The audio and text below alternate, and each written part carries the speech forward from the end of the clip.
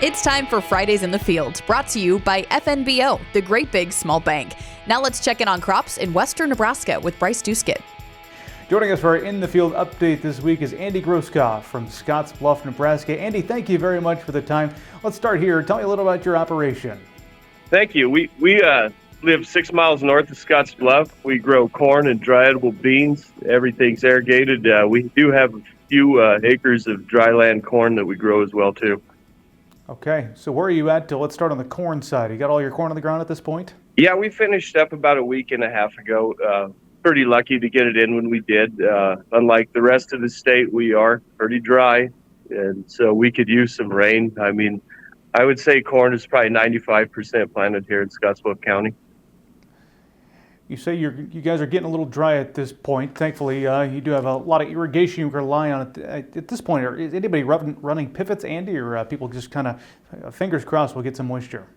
Yeah, pivots are going here right now. We're on the hay. It's what they call the hay run. I mean, we're on a federal ditch here, so our water comes out of the mountains of Wyoming, down North Platte River, and out in channeled out in through laterals. And right now, there's a lot of pivots running.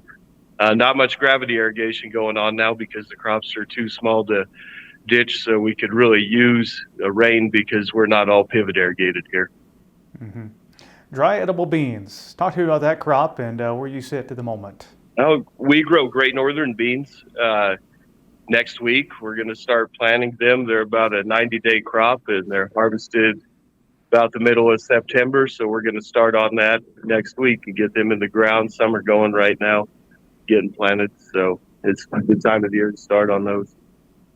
Help me out. I'm not super familiar with dry edible beans. What's it like to plant them and harvest it? I guess compare that to soybeans for those in the eastern side of the state. Totally different crop. A dry bean is, of course, they're not Roundup ready, or they don't have no traits to them like that. So we spray a pre-emerge when we till the soil for them, then we plant them, and then we spray them again. I mean, we need a herbicide badly for this crop to continue here. It's just getting tough to grow them because of like Palmer amaranth and weeds that are resistant to herbicides. Yeah, definitely some key challenges there on that front for you guys. I guess as we're sitting here near the month of June, what else is on your mind and I guess your neighbor's mind too for those in the Panhandle of Nebraska? Yeah, everybody here, we keep talking about how dry it is, and of course, the Farm Bill's been on a lot of people's minds, just getting everything in, and just the challenges of a new year is what's on everybody's mind. Yeah. You're involved with the Nebraska Corn Board. Why did you choose to represent portions of western Nebraska through that position? I really enjoyed the Corn Board. I've learned a lot of things, got to see a lot of things, and it's really an honor just to step up and represent growers from my district, and I would highly recommend it to anyone to go out and get involved in organizations, whether it be the Corn Board, your local Farm Bureau, or any other commodity organization. Go out and get involved.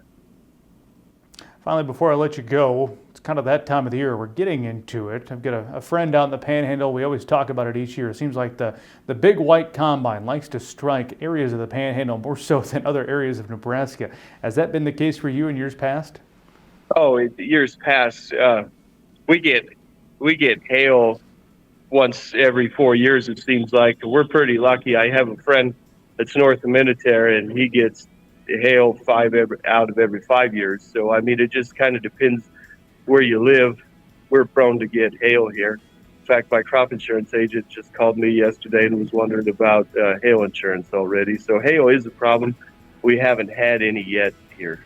Fridays in the Field is brought to you by FNBO, the Great Big Small Bank. We'll see you next Friday.